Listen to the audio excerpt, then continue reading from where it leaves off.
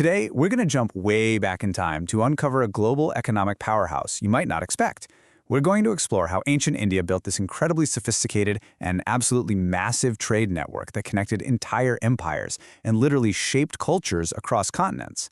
Let's get right into it. Okay, so let's start with a little riddle. I want you to picture a powerful senator in Rome, decked out in his finest white toga. Now, imagine a lavish dinner party happening in Egypt with all these amazing, flavorful dishes. Two totally different scenes, right? Thousands of miles apart. What could possibly connect them? You guessed it. The answer is ancient India. That super fine cotton for the toga and the pepper that made the meal so incredible, chances are they both came from the Indian subcontinent. It was right at the heart of a bustling, ancient global economy. So, you have to ask, how was all of this even possible? Well, it all came down to an amazing network of trade routes. Think of them like the arteries and veins that pumped goods, wealth, and brand new ideas across the known world. Now, of course, when we think of ancient trade, the first thing that probably pops into your head is the legendary Silk Road. And yeah, for good reason. It was this sprawling web of land routes, the main superhighway for luxury goods like shimmering silks, fragrant spices, and all sorts of dazzling gems, all hauled by these massive merchant caravans. But here's the thing, land was only half the story. The sea routes were just as critical, maybe even more so. See, on the one hand, you had the land routes, the Silk Road, which were perfect for getting goods from deep inland out to the coastal ports. But the sea routes? Whoa. They were the game changer for moving heavy, bulk stuff and gave direct access to huge markets like Rome and Egypt. And this is where it gets really cool. Indian sailors had this incredible, deep understanding of the seasonal monsoon winds. This wasn't just luck, it was science. This knowledge literally let them turn the wild, unpredictable ocean into a reliable superhighway, timing their trips perfectly for fast and efficient travel. This mastery of the seas led to the rise of these incredible port cities, places like Lothal, Muziris, and Tamralipti. I mean, you have to imagine them. They weren't just docks. They were these bustling, cosmopolitan hubs where merchants from Rome, Persia, and Arabia all came together to trade goods, stories, and culture. Okay, so we've seen the routes. Now for the fun part. What was actually being moved along these ancient highways? Let's take a look at the goods that made India the world's marketplace. So it was a really dynamic, two-way street.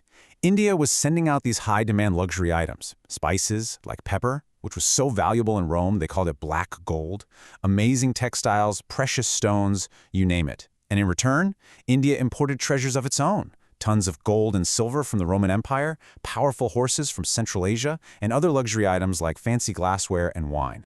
And the demand for Indian goods, it was just staggering. We have Roman writers like Pliny the Elder complaining about how much gold was draining out of the empire's treasury, all flowing east to pay for Indian luxuries. I mean, that tells you everything you need to know about how vital this trade was.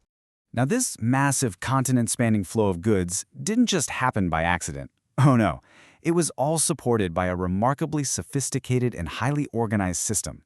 The whole engine was driven by different specialists. You had your Vineks, who were the frontline traders, then the Sarthavahas, these expert caravan leaders who managed all the logistics, and the Sethis, who were basically the wealthy bankers, bankrolling the whole operation. And watching over all of it, as you can see, was the state, the regulator making sure everything ran smoothly. Yeah, that's a really important point. This was not the Wild West. Ancient Indian governments were deeply involved, setting up clear rules to make sure the entire system was stable, fair, and, of course, profitable for the kingdom. They even had officials that acted, well, kind of like an ancient FDA. It was their job to standardize weights and measures, make sure prices were fair, and, this is a big one, prevent merchants from cheating people by mixing junk into their products. And if you got caught, the punishments were no joke. And to make it all work, you needed money, right? While simple bartering definitely still happened, big deals were done with actual currency. They had everything from early punch-marked coins to standardized gold, silver, and copper coins issued by the different empires. But here's what's really important to remember. This network, it carried so much more than just spices and silk. The constant contact between all these different peoples had a huge, lasting impact on culture. So, along with the goods, India was exporting ideas. Think about it. Religious philosophies like Buddhism and Hinduism traveled with the merchants, spreading all across Southeast Asia and beyond. Indian art, architecture, and even scientific knowledge, like mathematics, spread along those very same routes. And all of this wealth and all of these new ideas caused cities to just explode in size and importance. Major hubs like Ujjain and Pataliputra became these huge, vibrant metropolises. They weren't just places to do business, they were true melting pots of art, learning, and culture. So, when we put it all together, what's the big takeaway from this incredible story of ancient commerce? Well, it's really a story about a connected world and a legacy that, honestly, still resonates today.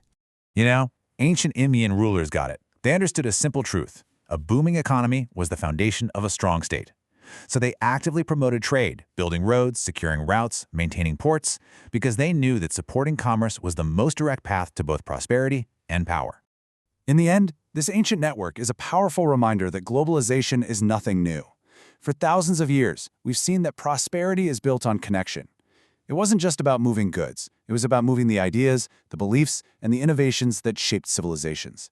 Which really leaves us with a question for today, doesn't it?